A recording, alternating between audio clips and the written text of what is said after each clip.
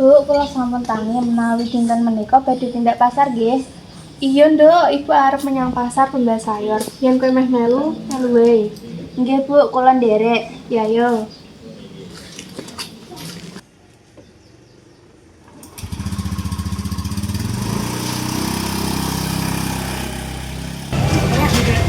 Iya nduk, melu nduk.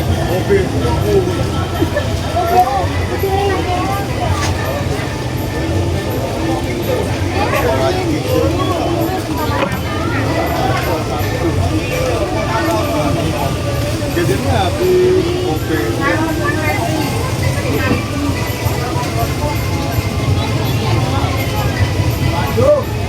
Ya.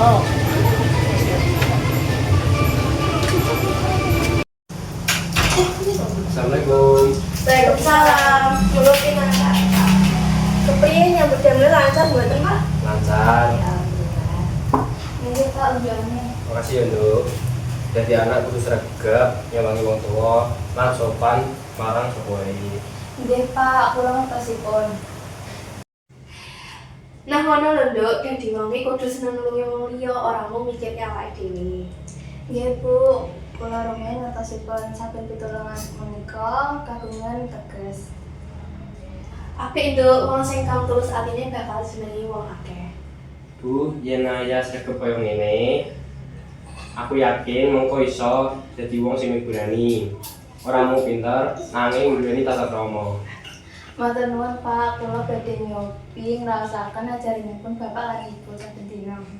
Ibu lan bapak ra pengen kowe dadi wong sing sugih tok. Nanging dadi wong kang sopan, bener lan iso tetulung marang wong liya.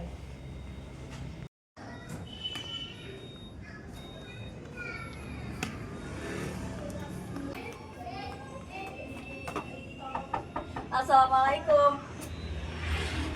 Waalaikumsalam. Oh Mbak Tini, monggo mlebet rumiyin Mbak. Boten sah matur nuwun Mbak Sri.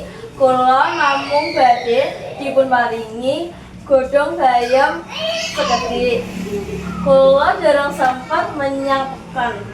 Oh alah pas banget, kula niki wonten ingkang enggal tumbas saking peken. Monggo dipun damel rumiyin. Monggo Bu, menawi kirang kula coba malih. Wah, matur suwun nggih Naya. Nggih Bu, sami-sami.